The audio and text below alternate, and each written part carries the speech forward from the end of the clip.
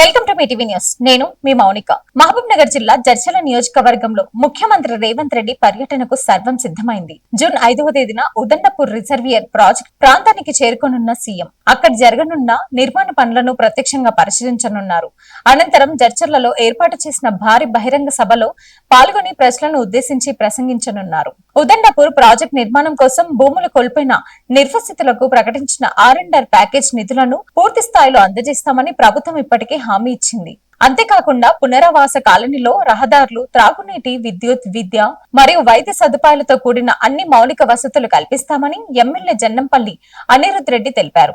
CM పర్యటన నేపథ్యంలో కాంగ్రెస్ శ్రేణులు భారీ ఎత్తున ఏర్పాట్లు చేపట్టారు. వేలాదిగా ప్రజలు సభకు హాజరయ్యే అవకాశం ఉండడంతో అధికారులు భద్రత చర్యలను కట్టుదిట్టం చేశారు.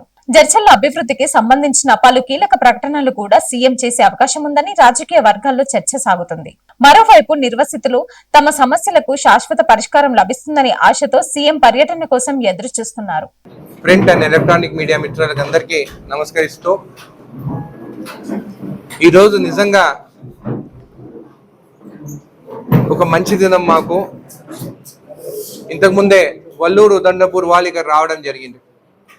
నేను అనుకున్నాను సీఎం గారు రేపు వచ్చిన తర్వాత అమౌంట్ అక్కడ బటన్ ఒత్తి బట్టి విక్రమార్క గారు, ఉత్తమ్ కుమార్ రెడ్డి గారు, మా మంత్రివర్యులు అందరూ ఏమన్నా బటన్ ఒత్తి అమౌంట్ వేస్తారని అనుకున్నాం. కానీ ఈరోజు పొద్దుటి నుండే ఇప్పటికీ 204 కోట్ల రూపాయలు అమౌంట్ రిలీజ్ అయ్యి ఉదండపూర్ వల్లూరు వాళ్ళ అకౌంట్లో ఈరోజు అమౌంట్ పడుతున్నాయని చెప్పి వాళ్ళే నాకు మెసేజ్లు చేసుకుంటా ఆనందంగా మేము ఎప్పుడు వస్తుందో రాదో అనుకున్నాం. కానీ ఈ అమౌంట్ వచ్చిందని చెప్పేసి ఆనందంగా మీరు చూస్తే ఇప్పుడు సర్పంచులు కానీ వాళ్ళందరూ ఇక్కడ రావడం జరిగింది.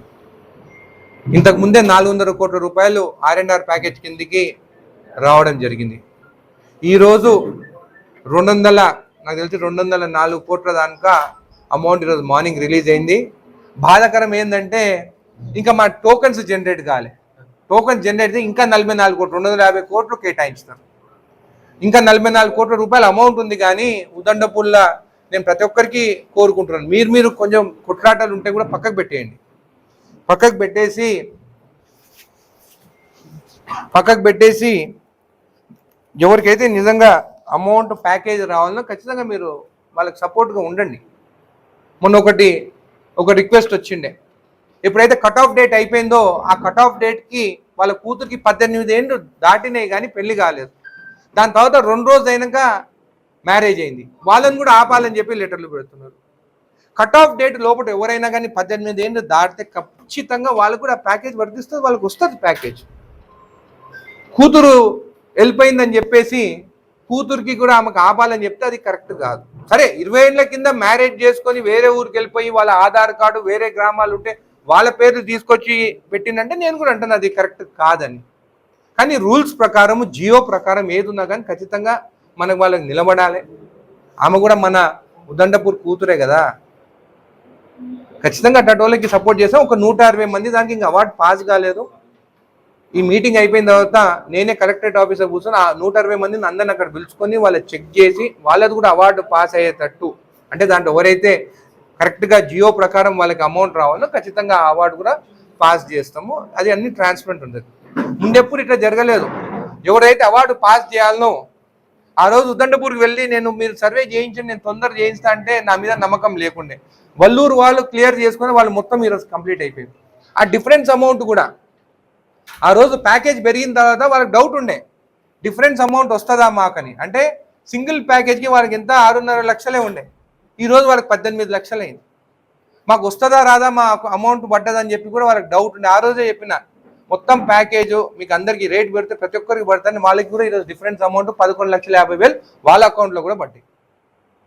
సో ఖచ్చితంగా అయితే పార్మూరు రంగారెడ్డి లిఫ్ట్ ఇరిగేషన్ కోసం ఎప్పుడైతే సందర్శిస్తామని చెప్పేసి సీఎం గారు చెప్పడం జరిగింది. లాస్ట్ ఇంకా ఉదండపూర్కి వచ్చి వెళ్తామంటే అప్పుడు వాళ్ళందరూ 250 కోట్ల రూపాయలు రిలీజ్ చేస్తున్నారు, మీటింగ్ పెడతారా అని. నేను అన్నాను వచ్చే నెలలో 20 సంవత్సరాలు కంప్లీట్ అవుతుంది సీఎం గారికి, పొలిటికల్గా ఎంటర్ అయిన తర్వాత మిడ్జిలో పెడతామన్నారు కదా, మళ్ళీ ఇక్కడ మీటింగ్ పెడితే మళ్ళీ మీరేమన్నా అక్కడ క్యాన్సిల్ చేస్తారా అని అన్న. లేదు అది సపరేటు ఇది సపరేట్ అంటే అప్పుడు నేను సరే అని చెప్పేసి మీటింగ్ ఇక్కడ పెట్టుకుందామని చెప్పేసి నేను కూడా ఓకే అనడం జరిగింది. మొన్న రాత్రి సీఎం గారిని కలిస్తే కూడా నేను వస్తున్నాను జడ్చర్లకి, మీటింగు ప్రతి ఒక్కరికి మన వాళ్ళకి చెప్పు, మా ఉదండపూర్ వాళ్ళ కోసం ఖచ్చితంగా మనం నిలబడతామని చెప్పేసి. మొన్న జలసౌదల మీటింగ్ అయితే కూడా మీరు ఆన్లైన్లో ఉండే కదా ఆ రోజు,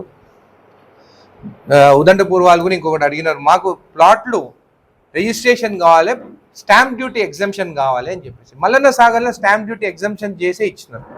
మళ్ళీ జడ్చలలో ఎందుకు చేస్తారు అని చెప్పేసి కూడా పెట్టని ఇంతకుముందే ఇరిగేషన్ సెక్రటరీ గారితో మాట్లాడాను, ఫైనాన్స్ డిపార్ట్మెంట్ వెళ్ళిపోయింది, అది ఖచ్చితంగా ఇట్ విల్ బి డన్ అని చెప్పి మీరు కూడా విన్నారు. అది కూడా అవుతుంది, ఎందుకంటే ఆల్రెడీ ఒక జియో ఉన్నది దానిపైన. సో వాళ్ళకి కూడా ఉదండపూర్ వాసు అన్నట్టు కూడా వాళ్ళకి రిజిస్ట్రేషన్స్ చేస్తాము స్టాంప్ డ్యూటీ ఎగ్జంప్షన్తో, అంటే ఫీజు కట్టాల్సిన అవసరం వాళ్ళకు ఉండదు. దాని తర్వాత ఈరోజు ఈవినింగ్ సోమశిలలో మాకు రివ్యూ మీటింగ్ ఉన్నది ప్రతి ప్రాజెక్ట్ మీద. ఆ ప్రాజెక్ట్ పైన కొంతమంది కేసులు వేసి కూడా ఉన్నారు. వాళ్ళు కూడా నాతో మీరు మాట్లాడండి సీఎం గారితో అని చెప్పడం జరిగింది. ఈరోజు ఖచ్చితంగా దాని గురించి మాట్లాడబోతున్నాను, ఎందుకంటే ఒక ఇష్యూ అయిపోయింది. ఇప్పుడు నెక్స్ట్ ఇష్యూ ఉదండపూర్ ఏంటంటే మనం షిఫ్ట్ చేయాలి, ప్లాట్ రిజిస్టర్ చేయాలి, అక్కడ వాళ్ళకి ఏ ఉన్నా కానీ కూడా వాళ్ళకి సదుపాయాలు కానీ డ్రైనేజ్ కానీ అక్కడ సబ్స్టేషన్స్ కూడా వర్క్ స్టార్ట్ అయింది, ఇవన్నీ కంప్లీట్ చేయాలి అని చెప్పేసి కూడా ఏవేవైతే పెండింగ్ ఉంటుందో కలెక్టర్ గారు కూడా వస్తున్నారు.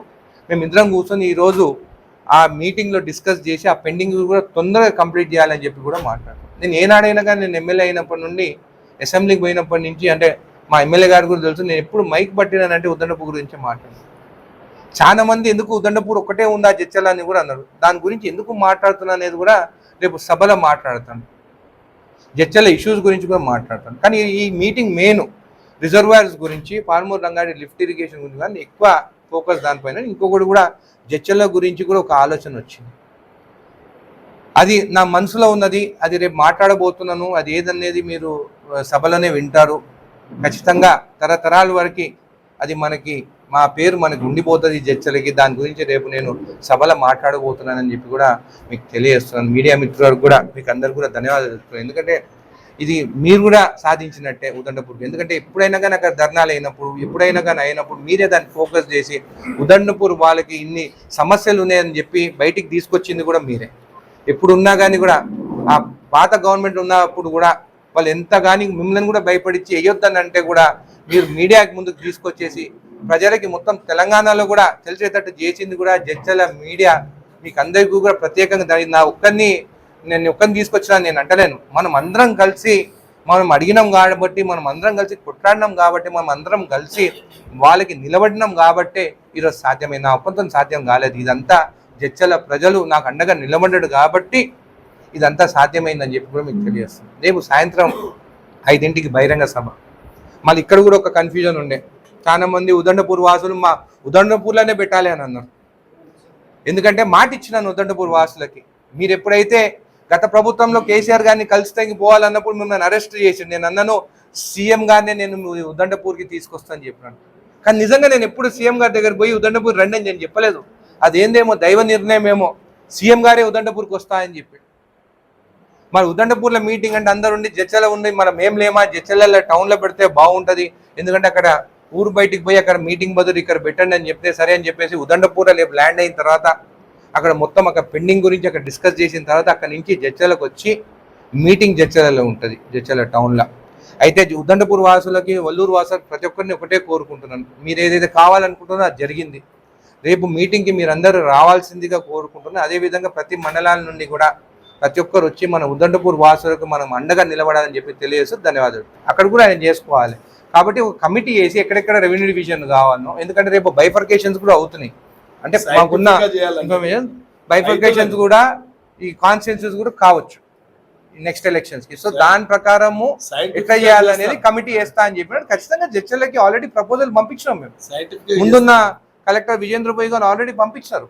ఏది 20 మండలాలు ఉన్న అక్కడ ఏమో 4 డివిజన్లు ఉన్నాయి. మన దగ్గర 17 మండలాలు ఉన్న జడ్చల దగ్గర మహబూబ్నగర్ జిల్లాలోనేమో మనకు ఒకటే డివిజన్ ఉంది. ఖచ్చితంగా కొత్తకోట వరకు, ఎందుకంటే ఊరుకొండ ఎట్లా వెళ్ళిపోయింది కల్వకుర్తికి. చాలా మంది అప్పుడు కూడా మాట్లాడాను ఊరుకొండ మళ్ళీ రిటర్న్ చేస్తారని. ఇంకా అక్కడ కల్వకుర్తికి రెవెన్యూ డివిజన్ చేయాలంటే నేనేం పోయి మళ్ళీ వాళ్ళ కడుపు కొట్టాలని ఉండను నేను. మనకి కొత్తకోట వరకు హైవే పైన ఉన్న అన్ని విలేజెస్ అన్ని గ్రామాలు యాడ్ చేసి ఒక రెవెన్యూ డివిజన్ ఎట్లా చేయాలనేది ఆ ప్రపోజల్ మేము పంపించినాం. దాని తర్వాత పోలీస్ స్టేషన్స్ గురించి కూడా ట్రాఫిక్ పోలీస్ స్టేషన్ కావాలని కూడా పంపించాం. రేపు సీఎం గారు వచ్చినప్పుడు ఎట్లా ట్రాఫిక్ జామ్ ఉంటుంది, ఇక్కడ ఒకటే బ్రిడ్జ్ ఉన్నది, ఆయన కూడా చూస్తారు. అది డెఫినెట్గా అది కోట్ చేసుకుంటూ రేపు అడుగుతాను జడ్చలకు ఏది కావాలనేది అడుగుతాను. బైపాస్ ఆల్రెడీ టెండర్కి పోయింది, బైపాస్ టెండర్ పోయింది, డిపిఆర్ టెండర్ కోసం ఆగస్టులో డిపిఆర్ అవుతుందని చెప్పేసి నాకు నిన్న ఇన్ఫర్మేషన్ కూడా వచ్చింది, నాకు అఫీషియల్గా వచ్చింది నాకు. సో 100% ఇవన్నీ ఒక విజన్తో ముందుకు వెళ్తున్నాము. మేమేమి భూములు కొనుక్కొని అక్కడ రోడ్లు వేస్తే భూములు రేటు పెరుగుతాయి అని చెప్పేసి మేము ఆ విజన్తో పోతలేము. జడ్చర్లకి ఎట్లా బాగుపడాలి, జడ్చర్ల ప్రజలు ఎట్లా బాగుపడాలి, జడ్చర్ల అభివృద్ధికి మనం ముందుకు ఎట్లా తీసుకోవాలని నేను ఇంకొకటి చెప్తాను. మీకు ఎవరైనా అప్పులు కావాలంటే ఉదండపూర్లో రెడీగా ఉన్నారు, ప్లాట్ వచ్చేవాడికి. మళ్ళీ లేకుంటే వాళ్ళు ఇదేంది లేకుంటే మంచిగా ప్లాట్లు. కానీ ఈరోజు మొత్తం మన స్టేట్లో చూస్తే ఈ కరువు కారంలో దాదాపు 400 + 200 600 కోట్ల రూపాయలు ఓన్లీ ఉదండపూర్ వల్లూరులు ఉన్నాయి మన స్టేట్లో. సో ఇప్పుడు చూస్తే రిచ్ పీపుల్ మా ఉదండపూర్ వాళ్ళే ఇప్పుడు. Thank you. చారికొండ మండల కేంద్రంలోని పాఠశాల సమీపంలో ప్రమాదం చోటు చేసుకుంది. స్థానికుల కథనం ప్రకారం వేగంగా వస్తున్న లారీ ఒకేసారిగా అదుపు తప్పి రోడ్డు పక్కనే నిలిపి ఉంచిన షిఫ్ట్ డిజైర్ కారుపై బోల్తా పడింది. ప్రమాదం జరిగిన సమయంలో పెద్ద శబ్దం వినిపించడంతో స్థానికులు ఒకేసారిగా భయాందోళనకు గురయ్యారు. లారీ బరువుతో కారు పూర్తిగా నుజ్జునుజ్జు కాగా ప్రమాదంలో పలువురు గాయపడినట్లు సమాచారం. సంఘటన జరిగిన వెంటనే స్థానికులు సహాయక చర్యలు చేపట్టి గాయపడిన వారిని బయటకు తీసే ప్రయత్నం చేశారు. సమాచారం అందుకున్న చారకొండ పోలీసులు ఘటన స్థలానికి చేరుకొని పరిస్థితిని సమీక్షించారు. రోడ్డుపై ట్రాఫిక్ కు అంతరాయం ఏర్పడడంతో పోలీసులు వాహన రాకపోకలను నియంత్రించి సహాయక చర్యలు చేపట్టారు. ప్రమాదానికి అతి వేగమే కారణమా అనే కోణంలో పోలీసులు దర్యాప్తు చేపట్టారు. ఈ ఘటనకు సంబంధించిన పూర్తి వివరాలు ఇంకా తెలియాల్సి ఉంది. గాయపడిన వారి ఆరోగ్యం పరిస్థితిపై కూడా అధికారిక సమాచారం రావాల్సి ఉంది.